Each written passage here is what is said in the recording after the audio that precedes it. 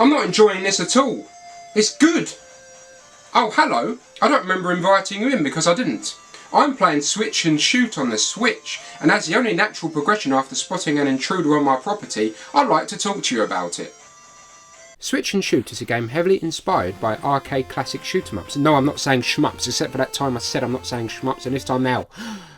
It contains a long and complex plot that could fill many novels, but basically you shoot aliens. The game was developed by Matty Glanville, who if you didn't hate me before, he does now, because that's not a cool or clever way to say Matt Glanville.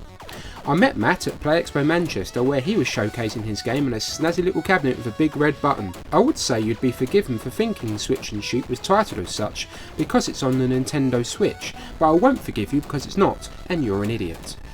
It's also on Windows, Macs, Linux and Android, but like with most titles, I prefer the Switch version, especially with this title being a handy pick up and play game to have on the go. It's called Switch and Shoot because you do the switching and you do the shooting, both at the same time with a single button press. So you have to think that when you shoot, you're going to change direction too. You can't move up and down or stop the ship's movement, so it's a simple but truly addictive experience. Addictive will be a common word you'll hear from those that have played it, I can assure you. In fact, it's so addictive I haven't stopped playing it since I was at Play Expo Manchester, which was about... how long ago? About a million years. About a million years. It shows, doesn't it? At first I likened it to a Space Invaders Flappy Bird.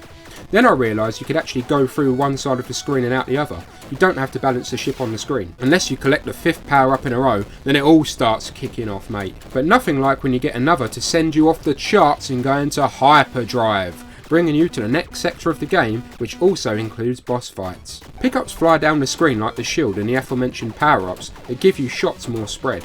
Miss one though, and you'll go down a peg.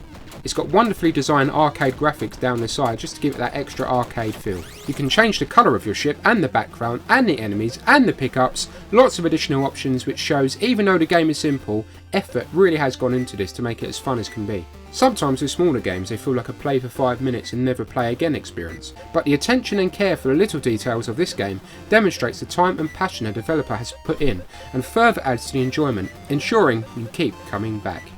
It's the most just one more go game I've played in a very long time. The instantaneous way you get back into the action with a single button press acts as an effective catalyst for this. And I love the music. It replicates that old school arcade feel perfectly. All the tunes are so catchy and will stay in your head and make you want to keep coming back to hear them some more.